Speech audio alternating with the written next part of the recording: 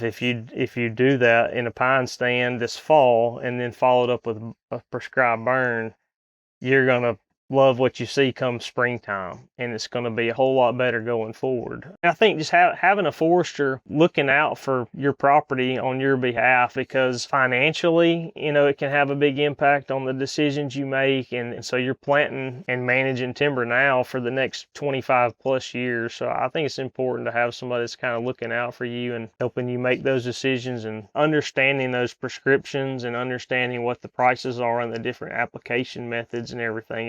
It's just good to have somebody that's kind of on your side, helping you walk through all that.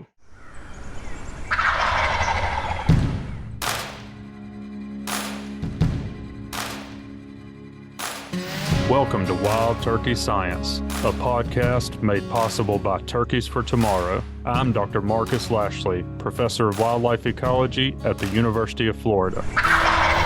And I'm Dr. Will Goolsby, Professor of Wildlife Ecology and Management at Auburn University. We're both lifelong hunters and devoted scientists who are passionate about hunting, managing, and researching wild turkeys. In this podcast, we'll explore turkey research, speak to the experts in the field, and address the difficult questions related to wild turkey ecology and management. Our goal is to serve as your connection to wild turkey science.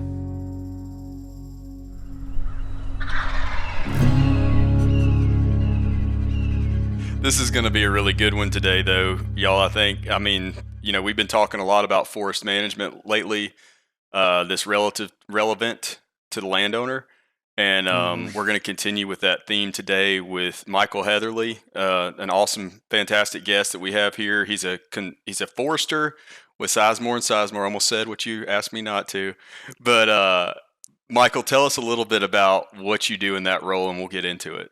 Yeah, first, I appreciate having the opportunity to come on here. I have an avid listener of the show, and I think I'm up to speed on every episode of the podcast. So it's an honor to be here. Thank you for that. Yeah. So I graduated in 2008 in forestry from Auburn and started out as just a field technician with Sizemore and Sizemore, doing forestry consulting work, and have slowly grown into the role of being more of a forest manager. And in the past 5 years, we started doing more land sales. So I currently hold our broker's license with our timberland sales as well. But day to day, I'm working with mostly private landowners, and we also have some clients that are, investment timber companies. So, but that's kind of my day to day role is forest management with private landowners, and so. Yeah, and I think one of the things that connected you and I to begin with is that, as opposed to some foresters, you do a lot of habitat-focused work. Yeah. I would say much more than the average forester does. We really do, and we've kind of gotten into the past probably 8 or 10 years even to where I would say the majority of our landowner clients now have wildlife management as at least a secondary, objective for their property. We used to be more focused on, most of our landowners were about maximizing timber income. And it seems in the past 10 years has really transitioned to where that wildlife management is either the top, goal, or it's the secondary objective on the property. Yeah. And so we've really focused a lot on that the past few years. Well, as a wildlife biologist, that excites me. Yeah. the shifting objectives. I agree. I also kind of feel like I've observed a very similar trend. And, it's just been interesting watching that play out. I mean, everybody that comes to me, or I'm assuming Will has wildlife number one, but does seem like a broader trend in general that, that land management objectives are shifting, and wildlife is often, it's always been, I guess, in the top three in terms of like serving landowners in the South at least, but now it seems to commonly rank one. Yeah. I used to get nervous when I'd recommend to a landowner that they thin below, optimal stocking or a traditional fifth row or whatever. But now it's like, you used to have to almost brace yourself for the conversation or the debate that was coming after that, but now it's just like, okay, tell me where to sign. And that's where we want to go today. And Michael, where I thought we could probably start out with is, let's just pretend that, we're landowners. We just bought our first piece of property. We want to manage it for turkeys and, maybe deer and other wildlife. What do we do? How does this process start? Like once we reach out to you, and kind of what are the nuts and bolts of that? Yeah, so the first thing that I always want to know when somebody reaches out to us is what their objectives are on the property. That's kind of the number one question, and kind of the starting place. Is what do you want to do? Do you want to maximize timber, have wildlife as kind of secondary objective, or do you not care anything about timber production and focus on wildlife? So that kind of puts us on track of what kind of recommendations that we make to a landowner. From there, we do a site visit, or we look at aerial photographs and kind of see what maybe some options are. I'm not a biologist, but I've spent a lot of time in the woods with biologists on properties, where we've met with landowners and a biologist on site, and I've seen a lot of the recommendations and the practices that have been put in place. So there's some things that are kind of straightforward and simple, as far as if you have an unthinned pine plantation, we got to get some sunlight to the ground. I think everybody can agree on that. And then after that, depending on what comes up, if there needs to be a herbicide application or, a fire, rotation put into place. So we usually just start out with objectives and trying to figure out what people are interested in. And then based on what they have on their property, what kind of timber stands they have, then we make recommendations based on that to meet their objectives. And, we are foresters primarily, but I want to do whatever the landowner wants. If their objective is wildlife, I have a lot of people that say I'm not interested in any clear cutting, and we're fine with that. We're perfectly fine with, if the timber needs to be thinned or we need to get some sunlight in there, we can do that. And we do what the landowner wants to do to achieve their objectives. Yeah. Marcus and I were just having a conversation about that on a recent episode, where we sometimes feel like if a landowner has us out, they feel apologetic if they have objectives other than turkeys, like whether that be deer, whether that be timber, or cows, or something else. And it's like, you never have to apologize for what you want. It's your land, and my job is to just help you make it what you want it to be. Yeah. And also, when we were having that discussion, this may have come up, but you don't have to use all of your property to maximize one objective. In that case, it may be turkeys, but you may have some stands that are really productive timber, and you want to maximize timber there. Mm-hmm. That doesn't mean you have to do that everywhere. Right. It also doesn't mean that you have to, I hesitate to say this, but you don't have to maximize turkeys everywhere. That's not your only objective. So, I have found it interesting. Michael, one of the things that when you were just talking then, that kind of resonated with me, I guess before, we really wanted to get into the nuts and bolts of as a landowner, what are the steps they need to take, and even like how do they get the timber sold and get people on the property and all that stuff. But one of the things that you just said was a lot of landowners or I guess if they have a wildlife objective, they may never see clear cutting as an endpoint of a stand. So I'm just curious. I'd like to hear you talk about that, because I talk to landowners about this regularly, particularly that have like loblolly pine on, stands on their property, and I have talked to them about clear cutting doesn't necessarily have to be the endpoint if they have a wildlife objective. So would you mind sharing your perspective on that? Sure. And I think one thing that's important too, and something that is good from a timber standpoint, is that if you do cut timber, whether it be thinning or clear cut, that usually generates some income that you can turn around and put back into the property. So that's really important, to be able to, if you want to get your property in really good shape, you're probably going to need spend some money on herbicide and fire lanes, and there's going to be some input there on cost. And so having some timber harvest planned is usually a really good thing. So when we look at older stands of loblolly pine, the couple of things that concern me a little bit is timber outgrowing the markets. It seems there's been a really big shift from people, the mills wanting you to grow big, large saw timber now, to where chip and saw size trees, like a 12 to 14 inch tree, is kind of the optimum size tree, as far as that's typically going to be your highest value, other than a pole.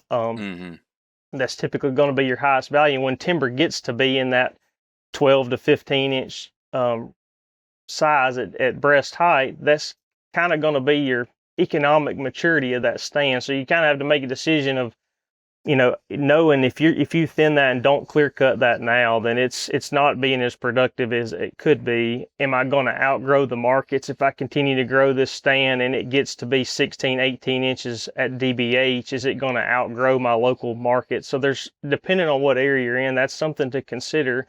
And then, like you mentioned, Marcus, the clear cutting is not the kind of the end game. Are we clear cut this and all of our habitat's gone? Because what we've seen is, if you have a stand that's been thin and well managed, and say you've done some herbicide applications throughout the rotation, you've done burning, you have that understory in good shape. When you clear cut that, if you come back in, especially with longleaf pine that you can manage with fire afterwards, you get good habitat almost immediately afterwards. And so you may have a lag period of a year where you've got a site prepped area that doesn't have anything grown, but as soon as the next spring comes, you're back into some pretty good habitat pretty quickly. So I think that's important so people understand that. I know people like to look at trees and they're pretty to look at, but sometimes that's the best option. Cut timber, get some income, use that money to put into other places on your property. And then,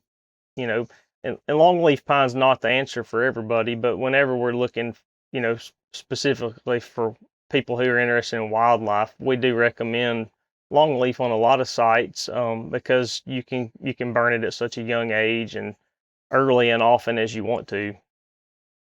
I feel like I'm about to take us down a path that is kind of off topic of what we really originally wanted to talk about, but we do it all the time, so what the heck. But I think you brought up some really good points, Michael. And a clear cut is not always a bad thing, and I recommend clear cutting to landowners all the time. I mean, it's not just a net loss, but it can also be creation of a field, creation of a food plot, an early successional area. I might have to clear cut one of my stands to attract a buyer. And that's what I think we're going to get into in a little while, so that I have enough volume to make them interested in coming to my property and doing the other things that I need them to do, if that's thinning or something else elsewhere.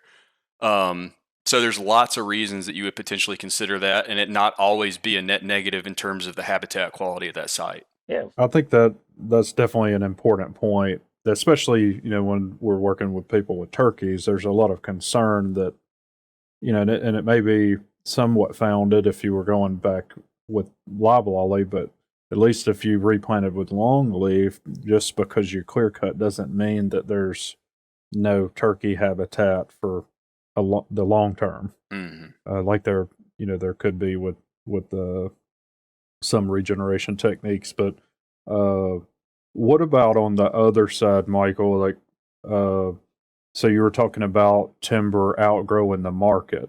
So let's say somebody is interested in thinning to a relatively low basal area and then trying to maintain that in perpetuity, so they don't want to ever clear cut. Sort of like more like a quail plantation model, I guess. And those trees do get bigger than the market. Are they done with options to harvest, or what do they do in that situation? Yeah, so in our area, like a 25 or 26 inch butt is going to be the maximum size that you can take to a mill, and even that size is limited to a couple of different mills. And so, once you get to that size, you're really limited to any kind of timber harvest. And we'll talk about this later with the logging and just the demand and trying to get things done. Loggers like efficiency, and they like high productivity. And when you have a low basal area stand with a lot of large diameter trees, it's not very attractive to a logger. Mhm. So I think you almost have to make that decision at some point.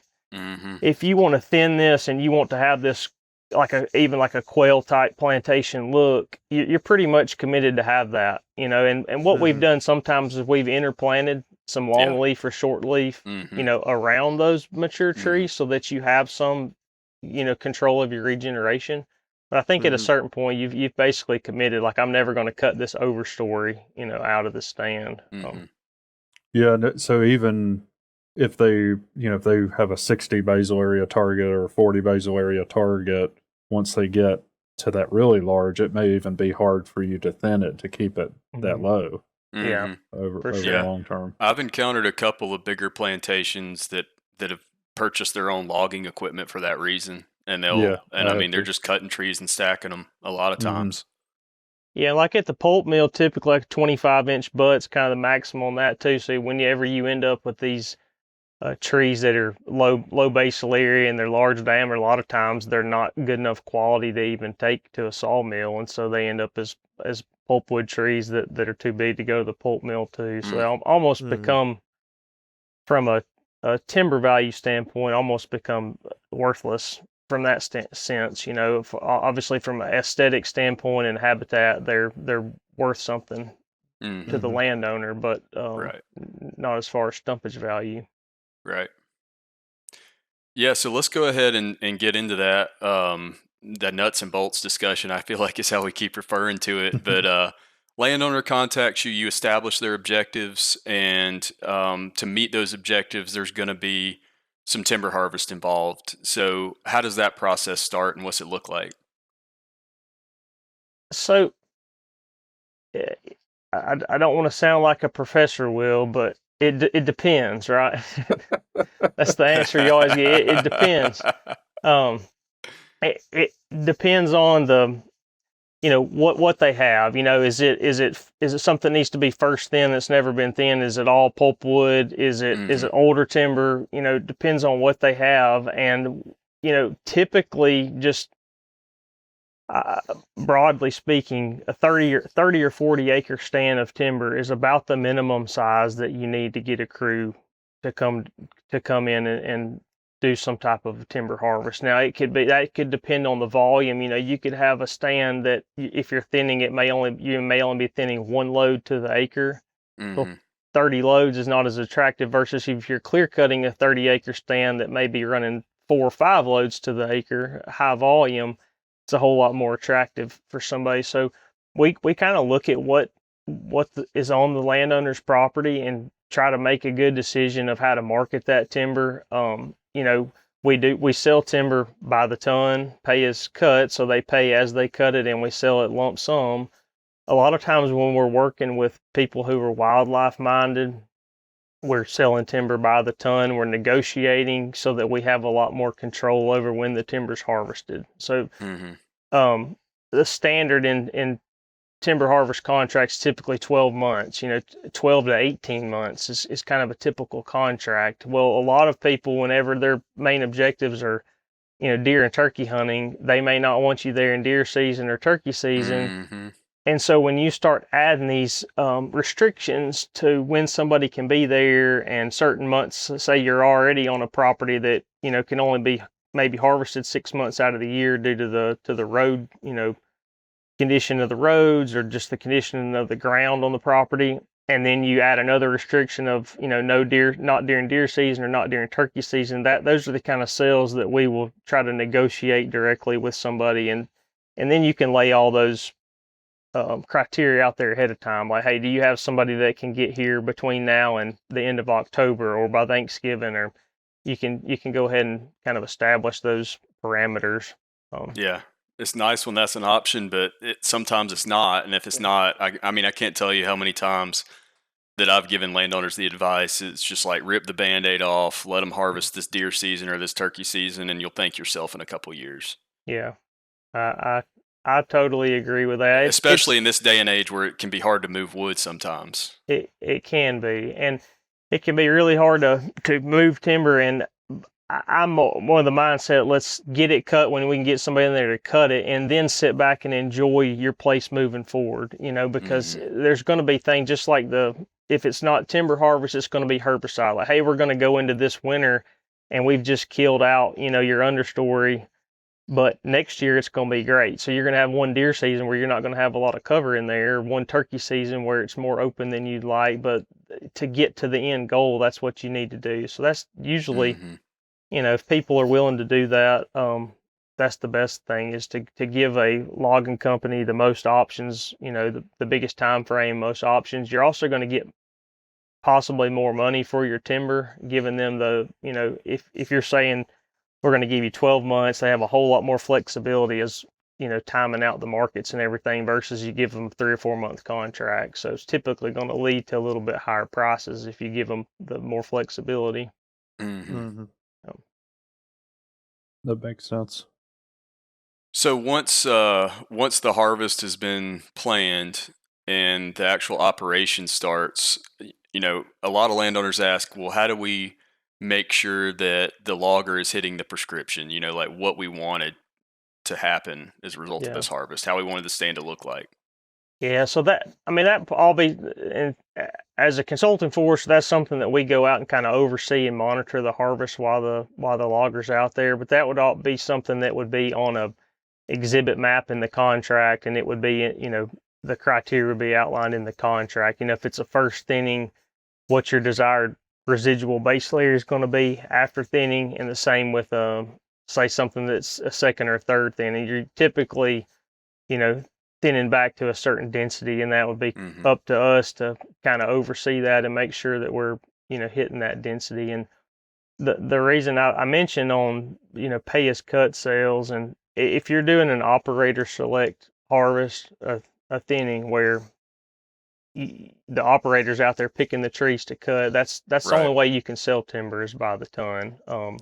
When you go to a lump sum sale, you have to have very defined boundaries. If it's a thinning, you would have to have the trees either marked to cut or marked to leave out there in order to sell it on a lump sum basis. And so because the forester already knows the volume that's out there that that's they right. should be getting paid for in that situation. Yeah, you would know on a lump sum sale, you need, if it's a thinning, you need to have either the leaf trees or the trees that get cut marked. We would go out there and cruise the timber, tell the landowner this is the volume we expect, and this is the prices, and then we would take bids on that on a lump sum basis. And the same as a clear cut, you have very defined boundaries, an estimate of the volume that's there, so you can give the landowner expectation, here's what the prices are going to be. So typically on lump sum sales, we recommend those if you have really good access, like all weather logging. You've got good road access. You're flexible with your length of contract. Like if you would allow a full 12 months, basically pretty unrestricted as far as that goes. And then we go out there and cruise the timber and give the landowner, we mark out the stream side management zones and anything so that we know exactly the acreage of what's to be sold. When you're looking at thinnings, if you're going to do a lump sum sale on a thinning, you have to have the trees marked, prior to selling the timber. So, Mike, I think you're making a case for it, but I get asked this occasionally. So, a lot of people have land, and they might be interested in getting, a cut done or selling some timber.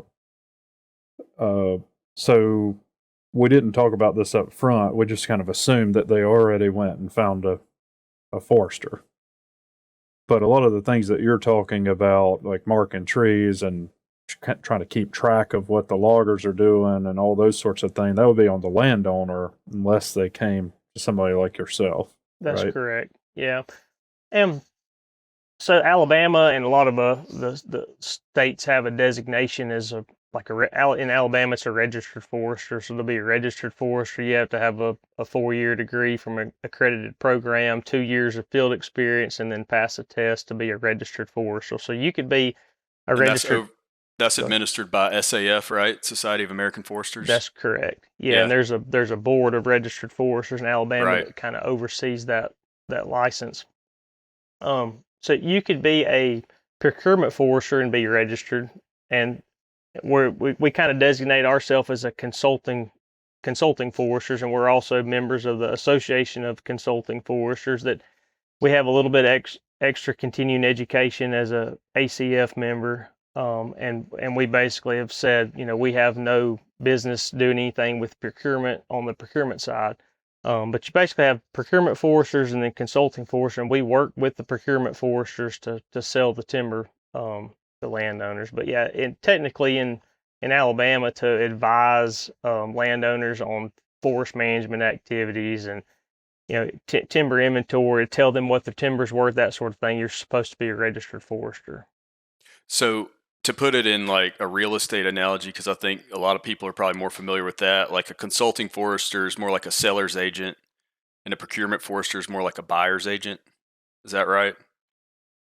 Yeah, I think you could say that. I think Michael thinks my analogy was weak. He's trying to get me an out. Well, it's not the first time. I know. It won't be the last.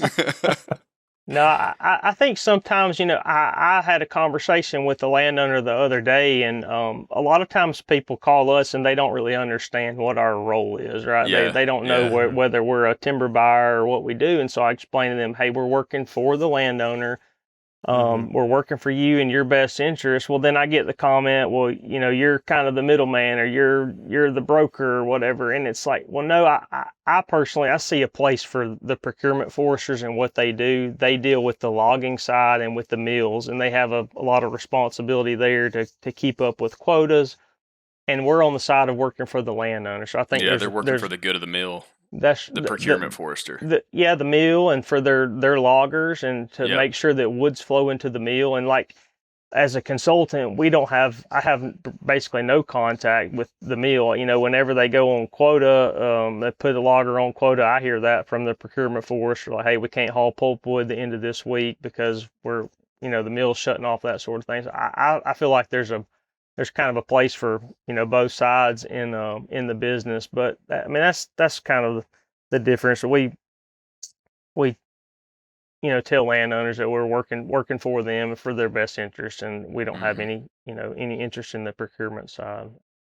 Yeah, I think I'm kind of thinking through that. Not you're providing several things that you have the expertise for that most landowners don't have for themselves, but you're also there to protect them in a sense. Like you're working in their best interest and making sure that the prices that they're getting, what gets cut, how it gets cut, how the land is left, all those sorts of things are in accordance with their contract. That's right. And that would be, if somebody asks, what are your services? I mean, that's basically when we get ready to sell timber, we know what the acreage is. We know kind of estimated timber volumes.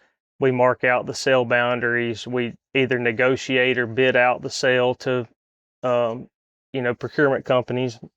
And then once we get a contract, then we write the contract in favor of the landowner to, have maybe an advance payment on a pay as cut sale that, once somebody puts a little bit of money down, that kind of helps ensure that they're going to show up and do the job. We have a performance deposit in there that, if gates get torn up or if the roads are left in bad shape, that kind of ensures that they're going to come back and do that. And so that's kind of what we do. We implement the contract. We oversee, once the timber harvesting starts, we're out there overseeing the job, communicating with the landowner, making sure that they're happy. And then we keep up with the loads and make sure that everything gets paid for, that gets hauled, and that sort of thing. And, Alabama has a best management practices for forestry, and I would say overall people are very good about complying with those, without us overseeing that.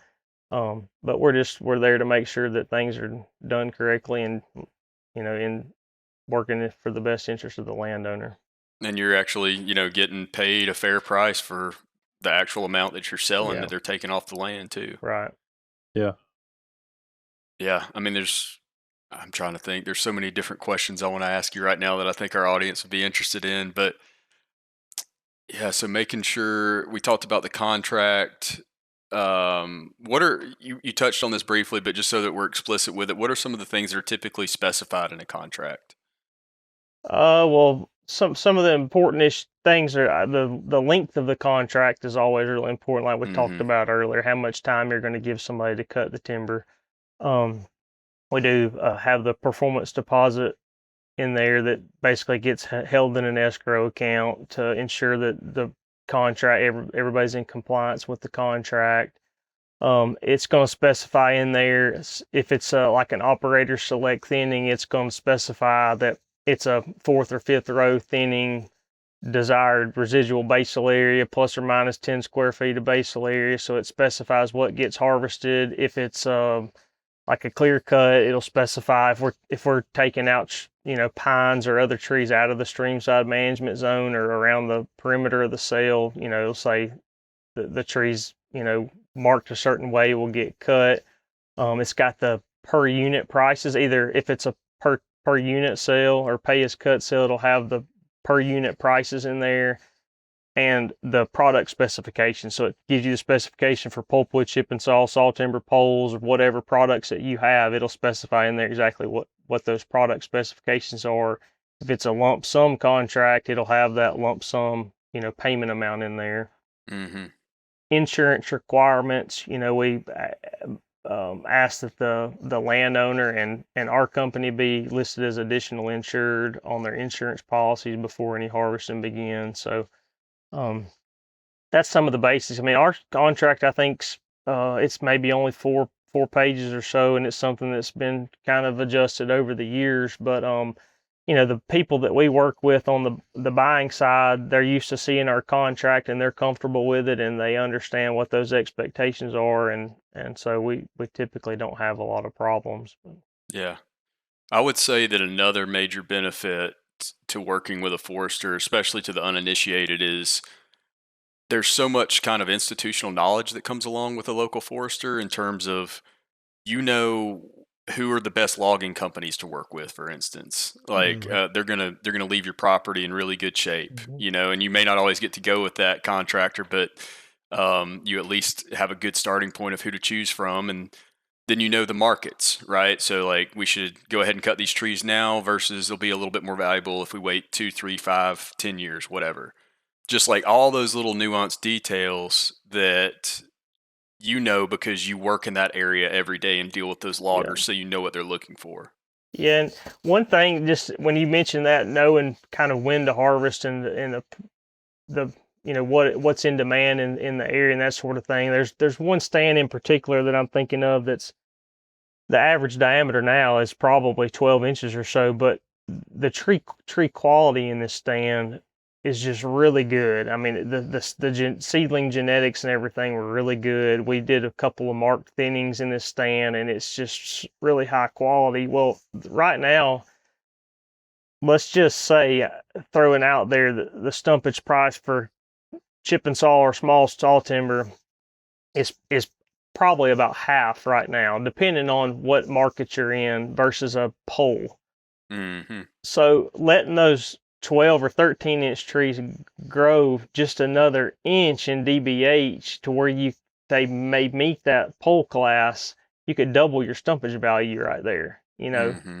And so, and then vice versa, if you have a lot of, if your stand's averaging 12 or 13 inches and it doesn't have pole quality and somebody's interested in maximizing their income off of that, it may be time to cut it now. You may be at the peak of the market for your particular stand in your particular market if you don't have pole quality timber, but if you do and you have a high percentage of poles, just waiting a few years, you could double, your stumpage. So that's the kind of stuff that that we can see when we go out there, like, hey, hold on to this stand. If you're interested in clear cutting, let's hold it a few more years. Or you have health issues with, we had a lot of pine beetle infestations with the lack of thinning and, things like that. If you see issues where you're like, you really need to go ahead and cut this, and we can make a recommendation based on whatever we see out there. Along those lines, it made me think about this when Will asked you that previous question.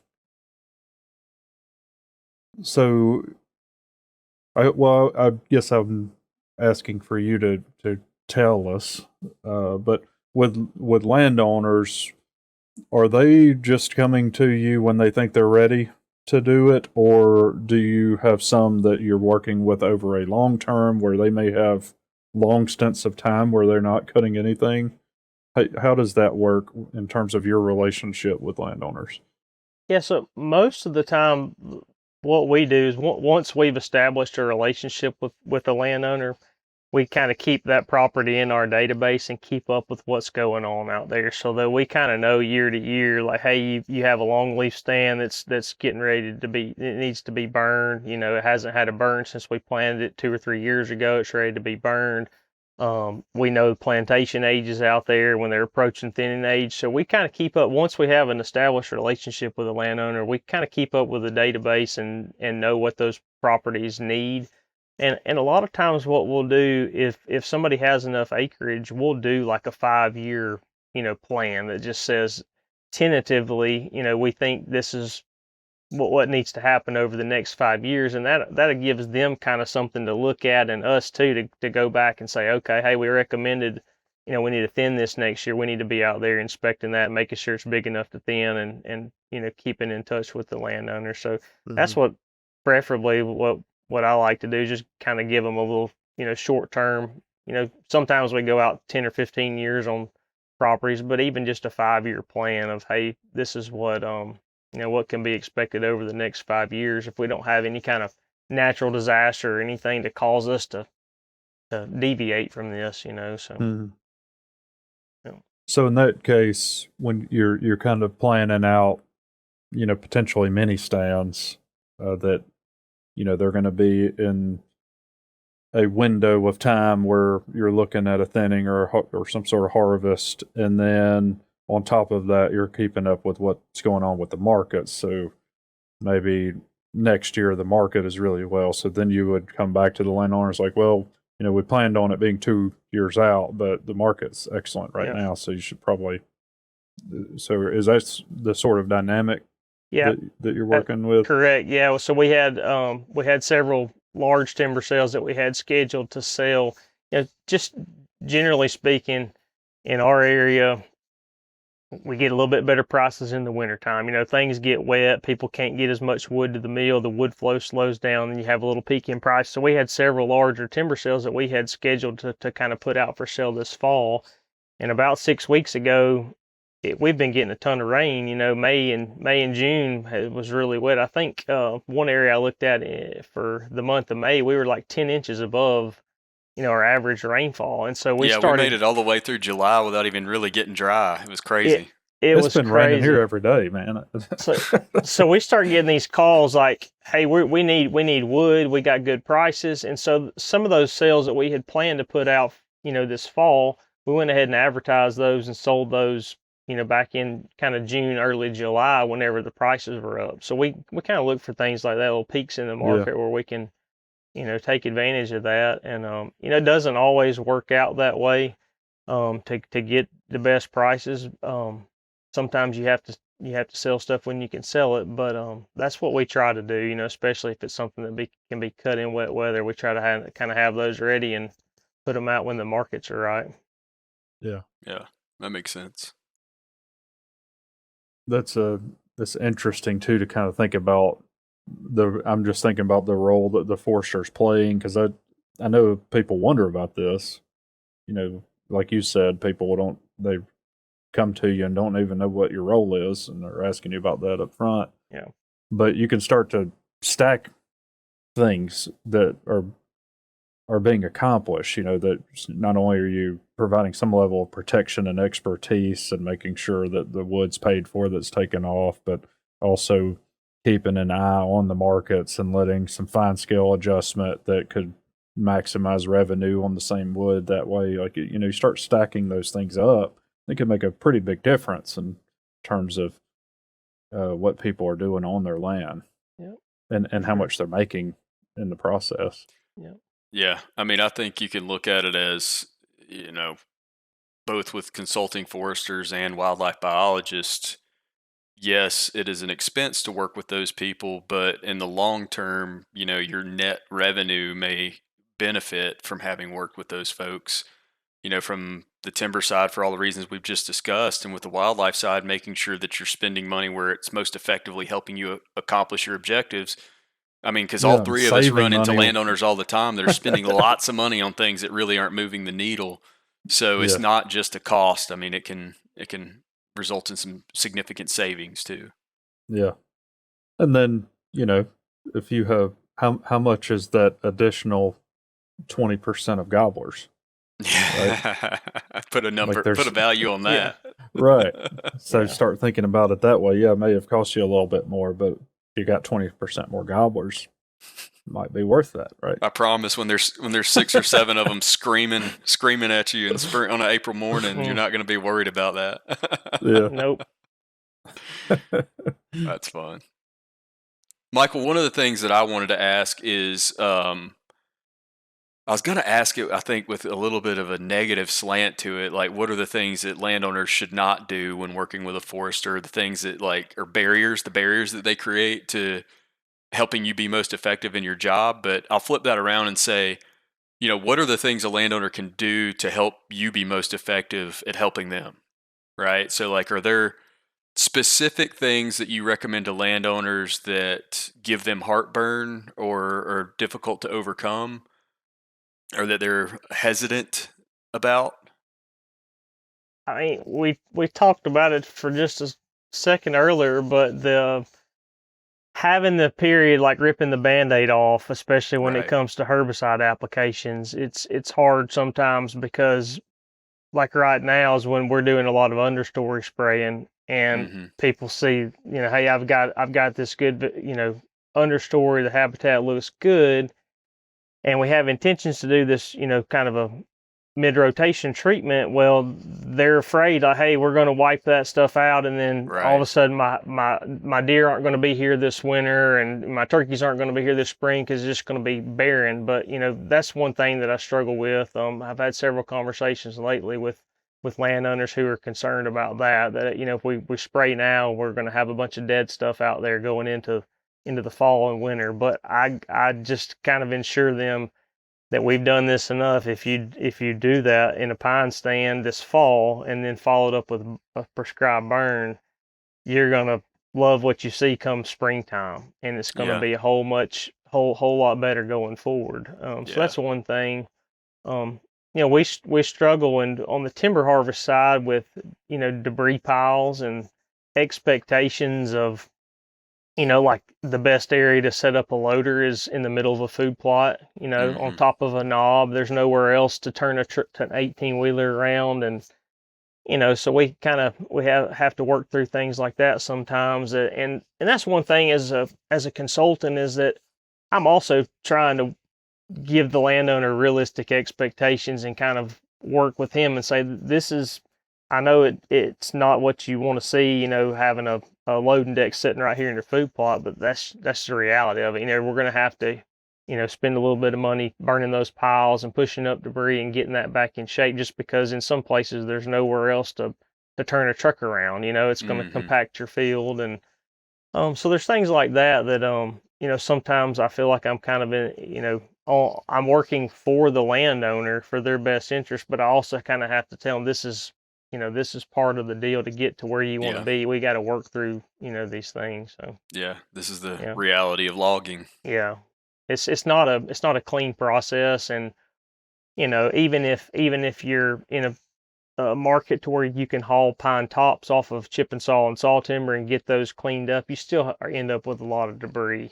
Mm-hmm. A lot of log piles, and if you got a lot of cankers and stuff at the base of the trees that get cut off, you get these big piles of butts, that are hard to burn up, and that kind of stuff. It's hard for landowners to see that, until it is sitting there on their property, and they're like, well, what do I do now? So Right. one good thing that if I have another job close by, to be able to take somebody and show them an active site and Right. kind of say, this is what you can expect your place to look like, that's really helpful. If Right. nobody's ever cut timber before, they just don't know what they're going to be left with, Right. from a mess standpoint. Yeah. Do you prefer to have the logging debris spread throughout the stand, or do you like it piled? So my preference is on a first thinning, you have basically you're cutting the stuff down to a 2 or 3 inch top a lot of times. So Mm-hmm. on the pulpwood, so on a first thinning, I prefer that they spread that back through the rows. You can Mm-hmm. pretty much, if you spread it through the corridors and then you run over it, it'll just about disappear on a first thinning. Now, as you get to older timber where you have larger piles of debris, I like to pile those.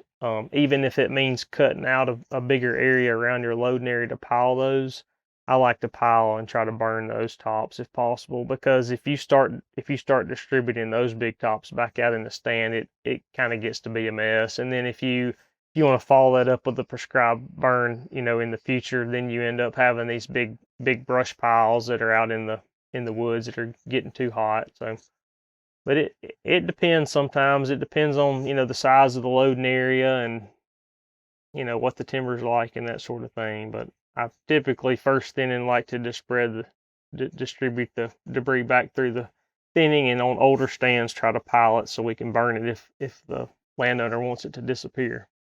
Or you can have me come burn it for you, right? Yeah, Like yeah, that stand we did last yeah, year.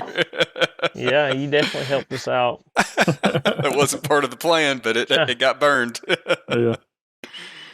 Well, Michael, you guys addressed, thinking about landowner barriers, but I wanted to ask you directly because it seems like, at least in the recent past, this has become pretty common across some parts of the South. And you mentioned it earlier. What if we're in a bad market and we're having a real hard time selling timber? Like maybe you've got, a good product, but you don't have a market. Hmm. Are they just stuck, or what are some strategies that you might take to move wood? Because I think a lot of people find themselves in that kind of situation where they would like to cut timber because they know that they need to do it to meet some wildlife objectives, but they're just having a hard time getting it done. It's a very good question right now. Yeah. So I would say on thinnings, like if you have an unthinned stand of pine and you're in a tough market area, like right now, and one of our mills closed that, kind of in one of our areas that we work in, and so there's still the demand for pulpwood, but the prices have went down, and so landowners are going to have some time to, adjusting to very low pulpwood prices. We're talking maybe $1 or $2 a ton in the future for pine pulpwood, where it used to be $8 or $10 a ton. That's hard for a landowner to stomach if they're used to getting more money. But in those situations, I say you got to take what you can get and get your timber thin so that it can be growing. It doesn't get stagnant. Whether you're trying to manage for wildlife or you just want your timber to grow, on those unthinned plantations, you take what you can get for the stumpage when you can get it and get somebody in there to thin it.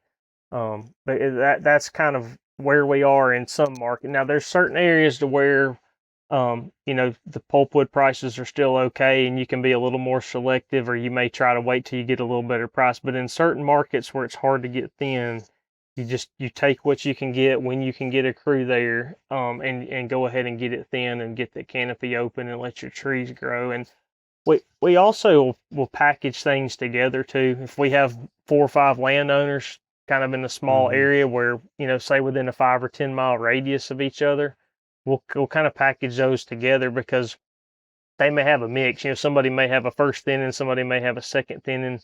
They may have different things, and we can package those together maybe to sell to one buyer, one dealer, and maybe the same logger cuts them all, or maybe they have a couple loggers, that cut them. But we've been doing more of that too in the last few years, just kind of putting little packages together of timber sales, and trying to work with somebody to get them done. And that's what it takes sometimes. If you have a large enough, property, you may be able to package we'll give you a little bit of clear cut over here. We'll give you some better wood over here in order to get this first thinning done. But if you're talking, if you only own 100 acres, we may, have your property and a couple others kind of in a package to try to get, multiple landowners done at the same time. Because it just depends. The problem with the logging and what it's hard for people to understand when they see these stumpage prices reports and stuff come out, or they hear their neighbor talking about, hey, I got this much per ton.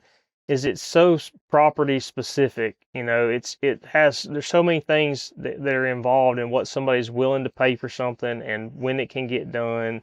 The access. Is it right off the side of a paved road that can be accessed all year round? Does it have a mile or two of internal woods roads you have to go that are going to have to go down that are going to have to be maintained? It's getting to be more of a problem now to where people are on limited quota for certain products that it's beneficial sometimes to have a timber sale that has multiple products, on one stand. If you got a first thinning that's 90% pine pulpwood, sometimes people won't, they just say, I can't do it. I'm sorry, because they need to cut 50 loads of wood a week to survive. They may only have 30 loads a week of pine pulpwood quota at the mill. So on a Wednesday, they're done. We've hauled all of our quota. We don't have anything to do the next 2 days. And so it really depends on, what market you're in and kind of how wet it is outside. And there's just a lot of factors that go into it. And that's what having a forester that's knows your local markets is going to be really beneficial to kind of help you understand all those. Yeah. All those things. Yeah, I feel like these days in the deep south, especially, like if you can get pine pulpwood to pay its way off the stump and off your property, you're doing pretty good. Yeah, I agree. Yeah, like I said, there's still some areas that have a pretty good pulpwood market, but there's also some that you basically are having to give it away to get it done. And in those cases, if you find somebody that can do it, you take what you can get and get it things. If you look at the last year, we had this really bad southern pine beetle outbreak across Mississippi and Alabama, and they had the Alabama Forestry Commission has a GIS map with all the locations that they detected from the air. You start zooming in and looking at those, a high percentage of those pine beetle infestations are in unthinned pine plantation. Mm-hmm. I mean, I was scrolling, looking northwest Alabama, central Alabama.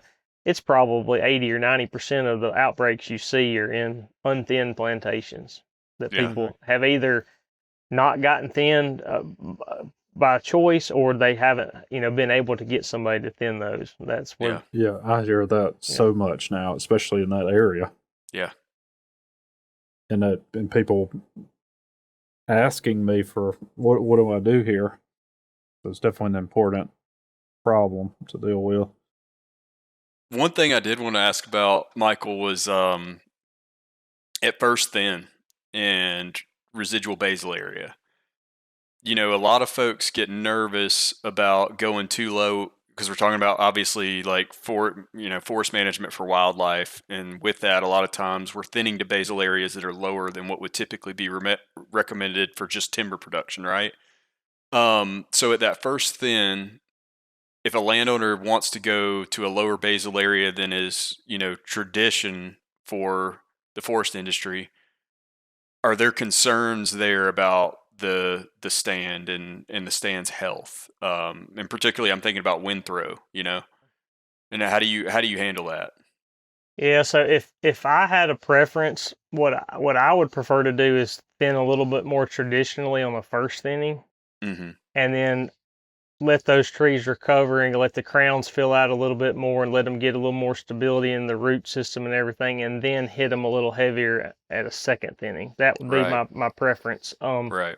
And it kind of depends too. If you have a stand that has pretty high live crown ratio, when you go in there to first thin, I feel a little bit better about thinning it a little heavier. Sometimes these stands that are overdue for thinning, you see they have just a little tiny top, and they're Q-tip real top. Yeah, a little small green top, and they're real small. The average diameter is 6 or 7 inches in the stand. If you go in there and thin something like that, that's, let's say it's 50 or 60 feet tall with a really small crown, and you go in there and hit that really heavy on the first thinning, you're going to have a lot of wind throw. Mm-hmm. And some people are okay with that. Some people are like, hey, that's fine. If I end up with a 50 basal area and some of them fall over, then that's not a big deal to me. But Right. you know, you just have to know that going into it, that if Yeah. you thin that too heavy on the first thinning, you know, ideally my preference would be you know, maybe a 70 to 80 basal area in that range on the first thinning, and then 5 years, 4, 5, 6 years later, come back a second thinning and then take it down to whatever Yeah. that, you know, if it's a 50, 60 or Right. lower. But If you think you're in a place where you have that yeah. that is an option to you, but like if you're Right. having a really hard time moving the trees, hmm then that may be a situation where you think about going lower at the first cut Yeah. in case we can't get them back, hmm right? Yeah. Yeah, and just accept, you know, that there's some risk associated with it. hmm Yeah. Well, Michael, we're getting close to an hour, and we want to be respectful of your time because I know you got a lot to do. I'm good. What have we I'm failed here to? for it. What have we failed to ask you? Because we, you know, you got a lot of experience working with folks. What do people need to know that we haven't asked you? Mm. I don't know. I think there's a whole lot of aspects in forest management that we deal with, and I do think it's important to have somebody kind of working on your behalf, because you talking about, we've talked mostly about timber harvesting. You know, we haven't really gotten into herbicide prescriptions. You know, if you're doing kind of a mid-story, understory treatment, or if you're doing site prep treatments with herbicide prescriptions. I feel like we need to have you back for a whole nother episode with Well, that. you know, and then you talk about seedling genetics, you know, whether you're going to species, you're going to plant longleaf, loblolly, or shortleaf. And then if it's loblolly, do you want third gen open pollinated or mass control pollinated seedlings? And what spacing are you going to plant those on? That, say, if you want some timber production, but you still have wildlife as a secondary objective, you probably don't want to plant 700 trees per acre. I don't recommend that for timber production now either. I mean, we're going a lot lower density, but you know, those are things to think about. So I feel like invasive species control, I mean, I don't know, when we're out there on the property, we see all these things. You know, we're out there looking at a timber harvest, or we see kudzu or cogan grass or whatever invasive species. I was on a place the other day that gave me a lot of anxiety because I counted so many different invasives. You know, it was like everything you can think about. When we had a Chinese tallow tree, kudzu, Japanese climbing fern, giant reed, Chinese privet. I mean, all within, I mean, eyesight, you know, and that's the kind of stuff that kind of gives me anxiety when I'm out there thinking about how are we going to deal with all this stuff. But I mean, I think just having a forester looking out for your property on your behalf, and seeing those kind of things and helping you make decisions, because there's a lot that goes into, you know, financially, you know, it can have a big impact on the decisions you make, and going forward, what are you going to leave, you know, for your family. You know, if you're thinking about, say, somebody that's getting older, and you know, I hear a lot of times, well, you know, I'm not going to see these trees if I plant these things back now or whatever. But I mean, I think that's important to kind of look forward. You know, what we do, we're looking at a 25-year, you know, plus rotation, and so you're planting and managing timber now for the next, you know, 25 plus years. So I think it's important to have somebody that's kind of looking out for you and helping you make those decisions, and you know, working through. But there's a lot involved with forest management as a whole. You know, there's a lot that I think we do, and I don't think that landowners, you know, we get, like I mentioned earlier, about people asking what do we do for timber sales, but you know, there's a lot of people out there that, you know, do site prep and planning work, but you know, understanding those prescriptions and understanding what the prices are and the different application methods and everything, it's just good to have somebody that's kind of on your side, you know, helping you walk through all that. What are some things, Michael, that people can? Is there a way that they could help determine who would be a good forester? Like, how can they vet these people, or maybe some of the questions they might ask? Yeah, that's a good question. I mean, you know, I would recommend, like, the Association of Consulting Foresters has a find a forester, you know, page there where you can go and you can search for kind of your county, state, and it'll have a list of people. The Forestry Commission also has a page there that has a tab that you can go to, like Alabama-Forester Commission, and you can select consulting forester or whatever you're looking for specifically. I was asked the same question on a panel one time with a forest landowners meeting, and my answer to the question at that time was, find somebody that your friend uses that like a personal reference. I find that goes a long way with establishing that relationship. If somebody calls me and they said, "Hey, I was referred to you by this person," and they're real happy, then there's that trust, all of a sudden, without me having to try to prove myself or, my understanding of forestry, like there's a connection there already. And so that already, if you can ask a friend and who they're using, find somebody, that locally, and ask them who their forester is and if they're happy with them. I mean, that's seems to me like the best situation possible. And if you don't have a connection like that and don't know who to ask, then you can go to those resources and make a few phone calls, and tell a forester what your objectives are, and see if it seems like it's a good fit. I mean, it definitely doesn't hurt to ask some questions and find out, if they're familiar with the markets, in your area. Tell them, hey, I'm interested in turkey or deer management or just timber production, and make sure that's something that they're interested in. There are foresters out there that, they're more geared for timber production. They're not as interested in helping with wildlife management. And, that's something I think from hunting and enjoying, being out. I love to turkey hunt and be in the woods, and that's all I've studied. When I made the decision to go into forestry, I've studied the wildlife management aspect, even though I don't have a degree, and I feel like that's kind of where I always lean towards, and that's just the landowners that I've kind of attracted over the past few years, just because that's what I like to do. But just find somebody that feels like a good fit, and maybe get a recommendation. Yeah.